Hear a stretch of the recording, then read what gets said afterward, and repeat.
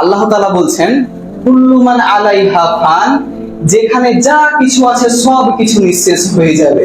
ওয়া ইয়াবকা ওয়াজহু রাব্বিকা যুল জালালি ওয়াল ইকরাম, অবিশিষ্ট থাকবে শুধু তোমার প্রতিপালকের মহান সত্তা, যিনি মহামহিম মহানুভব। ফাবি আইয়ি আলাই রাব্বিকুমা তুকাজ্জিবান, অতএব তোমরা তোমাদের প্রতিপালকের কোন নিয়ামতকে অস্বীকার করবে? কিন্তু বিস্ময়কর ব্যাপার হচ্ছে, মৃত্যু সুনিশ্চিত জেনেও কখন কোথায় এবং কিভাবে আমাদের মৃত্যু সংঘটিত হবে তা কিন্তু আমরা কেউ জানি না। এটা আমাদের কাছে একেবারেই অজানা, অনিশ্চিত, রহস্যময়। আমাদের পার্থিব জীবন অনেকটা পরীক্ষার কেন্দ্রের মতো। নির্ধারিত সময় ধরে কেন্দ্রে অবস্থান করতে হয়, পুরো সময় জুড়ে নিয়ম মেনে কিছু কাজ করতে হয়, তারপর সময় ঘুরিয়ে গেলেই বেরিয়ে যেতে হয়।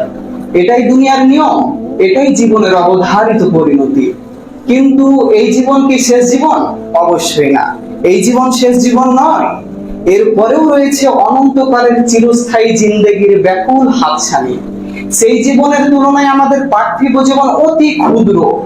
মৃত্যু একটি বাহন স্বরূপ, যার মাধ্যমে আমরা এই ক্ষণস্থায়ী জীবন থেকে অনন্তকালের জীবনে প্রবেশ করি। সেই জীবনে কোনো পরীক্ষা নেই, সেটা কেবল ফলাফল ভোগ করার ক্ষেত্র। যদি দুনিয়ার জীবন সৎকর্মের মাধ্যমে কাটাতে পারি, তবে সেখানে ভোগ করব সীমাহীন আনন্দ। আর যদি দুনিয়ার জীবন কুকর্ম দিয়ে কলুষিত করে ফেলি, তবে সেখানে ভোগ করতে হবে নিদারুণ কঠিন শাস্তি। সম্মানিত উপস্থিতি, তাই আমাদেরকে পরবর্তী জীবনে সুখী হওয়ার জন্য দুনিয়ার এই ক্ষণস্থায়ী জীবনে কিছু নিয়মের মধ্যে দিয়ে চলতে হয়, সৎকর্ম করতে হয়, ভুল হয়ে গেলে তাওবা করে ফিরে আসতে হয়, তবেই আমাদের সার্থক হয় জীবনের পরীক্ষা।